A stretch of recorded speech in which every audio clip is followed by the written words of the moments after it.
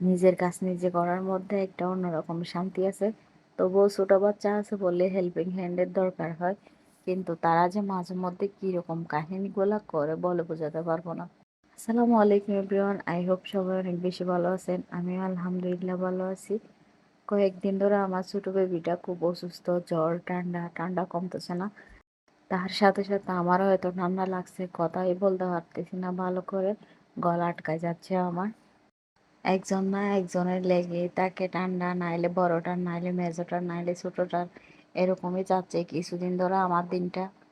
মাঝে মাঝে চিন্তা করি যে আমাকে কাজে হেল্প করে ওনাকে বাদ দিয়ে দিব, কারণ উনি ইদানিং বেশি গ্যাপ দিচ্ছে। তাই ছোট বেবি আছে যার কারণে আমি ওনাকে বাদও দিতে পারতেছি না। সব যদি আমার নিজেরই করতে হয় তাইলে ওনাকে রেখে লাভ কি?